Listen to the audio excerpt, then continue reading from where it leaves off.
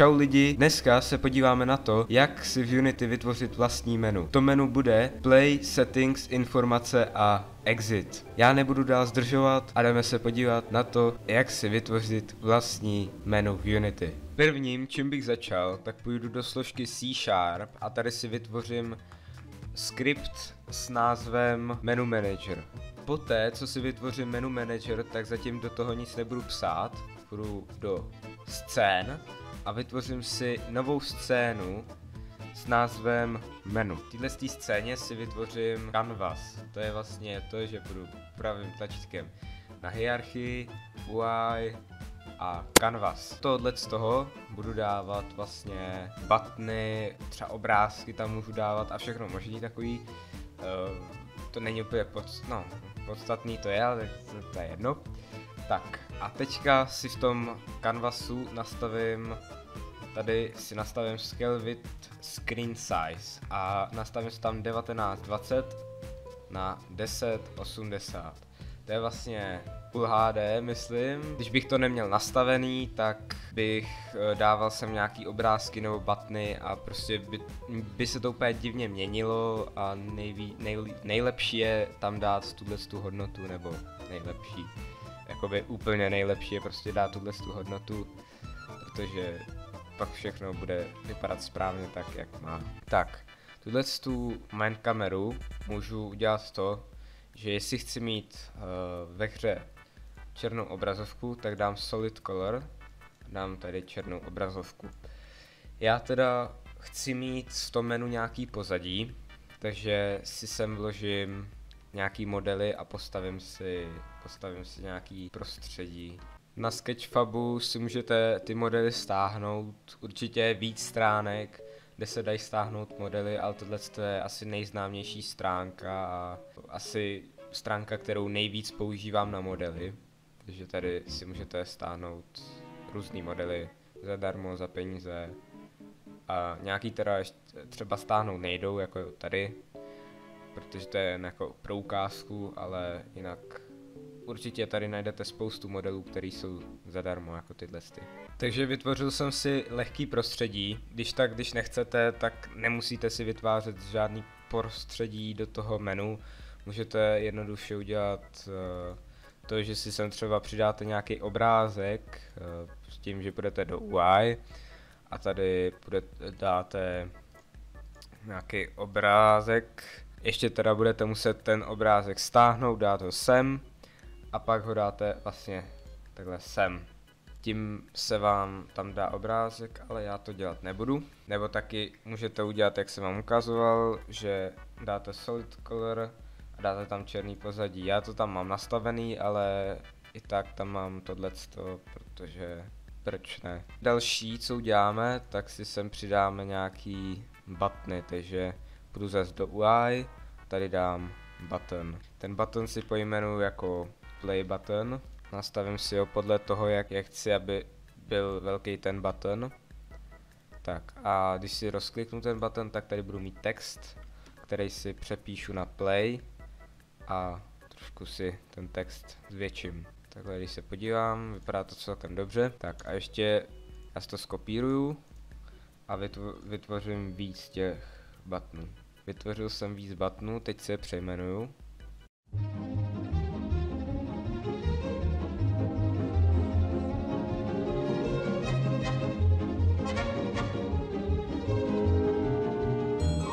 Tak, teďka mám ty buttony, jen si je rozložím. A teďka můžete si to udělat podle sebe, jak chcete, ale já si to udělám tak, jak chci já. Takže vlastně sem dám panel a ten si nastavím nějak zhruba takhle. A dám, aby měl černou barvu. Tak a teď si dám ty buttony do toho panelu. Takhle by to mohlo stačit. Možná, že trošku ty buttony dám výš. Teďka by to mohlo stačit. A vytvořím si další panel. Panel se bude jmenovat Settings. Pak sem zase vložím další button, který dám do toho Settings panel. Přejmenuji ho jako na back. Si to dám třeba sem do rohu. A ten panel si skopíruju a vložím sem a přejmenuji si to na info. Tak teď si ty panely vypnu. A teď proč to vlastně dělám? Když budeme chtít zapnout nastavení, sekci nastavení, tak budeme muset udělat to, že se otevře ten panel a vypne se ten panel. Tak musíme udělat to, že to dáme do různých panelů, aby jsme nemuseli ty buttony vypínat postupně, aby jsme si nepřitěžovali práci, takže takhle jsem to udělal jednoduše. Tak, další věc, co uděláme, rozklikneme si Settings button a tady si dáme Non místo toho Automatic. Tak, teď si tady vytvořím, nevím jak se to jmenuje, prostě v nějakém listu si vytvoříme tohleto, nějaký function a vložím si sem ten Settings panel. Tady kliknu na No function, to je jedno. Tak a dám set active a zakliknu tady 5. Pak další, co sem vložím, tak sem vložím panel, kde jsou tyhle buttony, dám game object a set active a teďka tu 5 zaklikávat nebudu. Co to vlastně udělá? Já vám to teď vysvětlím, zapnu hru. Teďka otevřu settings a jak jsem měl ten settings panel na té zakliklý 5, tak se vlastně zapl. A s tím, že já jsem tenhle panel neměl na zakliklý 5, tak se vypl. Takhle to nějak funguje a teď to uděláme úplně to stejný u toho info buttonu. Tady si dám non, vložím si sem info panel, zakliknu 5, panel. Teď si zkontroluji, jestli to funguje.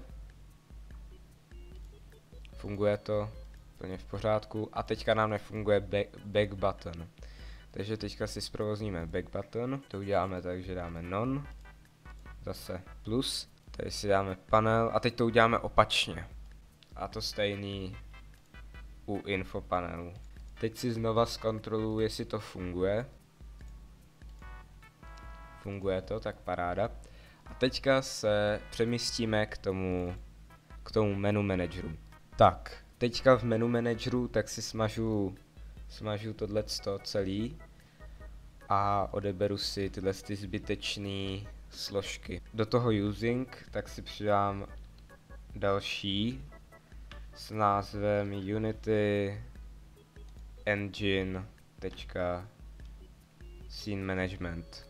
Teďka si tady přidám public void play a znova si sem přidám public void quit. Do toho play si přidám scene manager load scene závorka. Teďka jsem přešel do editoru, dám file build settings a tady máme scene in build. Tak my půjdeme do scén a přetáhneme sem obě dvě scény. Ta hlavní scéna, kterou chceme, aby se spustila hned jak zapneme hru, tak musíme dát na nulu. Takže když je na nule menu, tak se zapne první menu, když zapnu jakoby finální hru. Když budu mít na nule to scene 1, tak se zapne, že jo, scene 1 jako první, ale mám to na jedničce, takže se to nezapne jako první. Tak a tím pádem, jak jsem vám tam říkal ty čísla, tak se můžeme napsat buď, že chceme, aby se to dalo na scene 1, tak sem dám jedničku, a nebo se můžu napsat název toho. Já se spíš držím toho, že sem napíšu přesný název té scény, takže scéna 1. Takže jsem sem napsal scéna 1 a teďka je na čase zprovoznit button play. Takže sem dám plusko a tady nechám automatic, tady si vytvořím menu manager a vložím sem ten kód. Teďka přejdu zase na play button a vložím sem ten menu manager a místo game object tak dám menu manager a tady vyberu play. Tím pádem jsem to zprovoznil, ten play, takže když dám play, tak mě to přemístí do scény, kterou jsme si udělali v minulém videjku.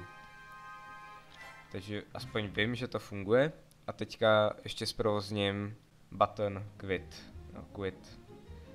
Taky nechám automatik, dám plusko, přetáhnu menu manager, dám menu manager a quit. Tady to nebude fungovat v editoru. Musel bych dát file, build settings a build. A to teďka dělat nebudu.